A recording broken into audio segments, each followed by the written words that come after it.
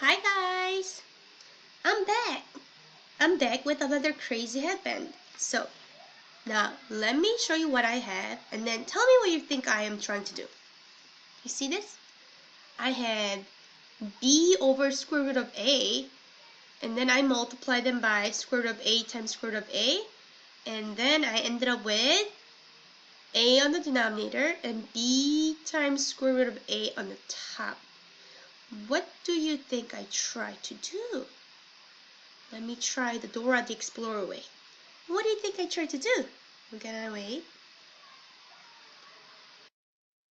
Yes! I was trying to get rid of the denominator, radical sign from the denominator. You got it!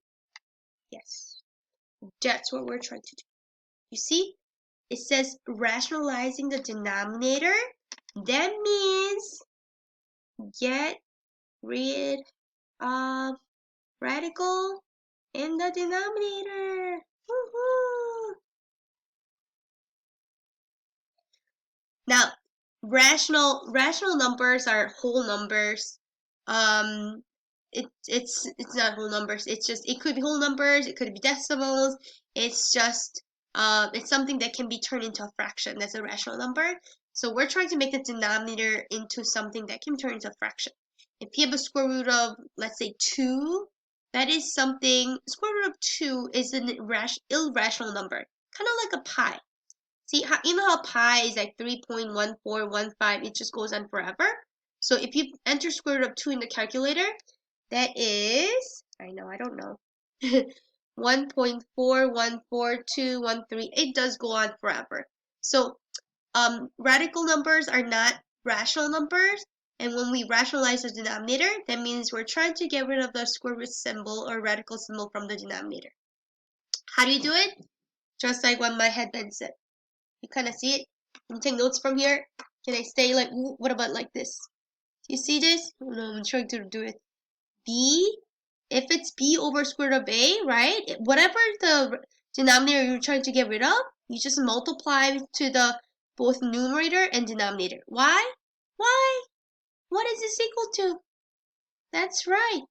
Same thing over same thing is 1. So we're not really changing anything, but we're pretty much changing the way it looks. It's exactly the same thing, it's just that we change the way it looks. Does that make sense to you? This whole thing is 1 because it is same thing over same thing, or square root of a over square root of a, same thing, so it's 1. Now, only thing you have to be careful is, don't forget to simplify outside of the radical, and both inside too. Don't forget to simplify the outside and the inside of the radical side. So I'll show you with an example of what I mean by it. So let's try this. I'll do the first column. Alright, so you want to get rid of the square root of 3, right? Then we multiply it by the square root of 3. Then square root of 3 times square root of 3 is 3. And then outside, inside, well, outside, inside, they don't mix, done. 2 is outside, radical 3 is inside, so that stays the same. You can say radical or you can say square root, so I know I'm just kind of like mixing them up. I hope I'm not making it confusing. So let's try D. Oh, I don't want the 5, right? So square root of 5, square root of 5, outside, denominator is just going to be 5, top, 15 is outside, 5 is inside, so that just stays the same.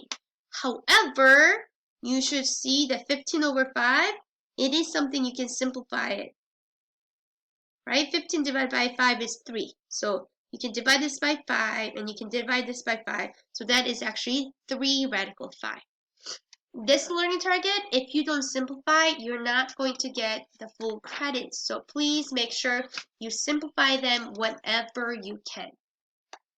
I am going to go through the entire column on the left. Now take a look at this. Whoa, wait a minute. This is already 2. Remember? The perfect squares? I don't have to repeat the whole thing, right? So if you see a perfect square, let's save ourselves time by recognizing them and then just write it as 2. You don't have to do anything. Square root of 4 is 2. Done. Oh, denominator has 2. Okay, 2. What's 2 over 2? 1. Right, that's 1. Let's try J.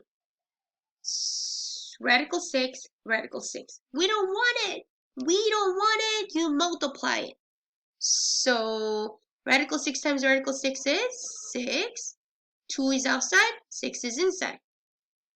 Outside, inside, you don't mix them. Outside with outside, inside with inside. So 6 and 2, these are both outside of the radical sign. You see 6 and 2, you can simplify it into 1/3. So it'll be 1/3, 1 square root of 6 over 3. Or you can just put 6 over 3 like this. Now, can you simplify this and make 2? No way. Inside, outside number, they don't mix. 6 is under the radical sign, 3 is outside, so we don't mix them. All right, let's do M. Oh, look, did you see my pen flying? 3. 3. Okay, denominator is 3. 21 is outside, 3 is inside. Now, is there something I can simplify? 21 over 3? Yes, that is 7. So that'd be 7 radical 3. Moving on. Ooh, interesting. We got 15. I wonder what's going to happen. So, denominator becomes 15. 15 is outside. This 15 is inside. I mean, a lot of 15s, but I hope you keep track. Radical 15 times radical 15 is just 15. This stays, this stays. Now they both have 15. I can cross this out. So it becomes just square root of 15.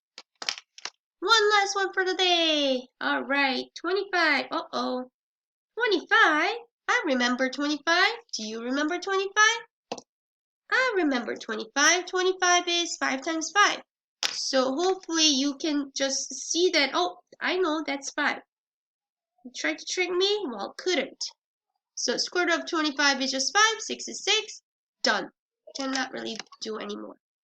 That is how we rationalize the denominator. Bye, guys!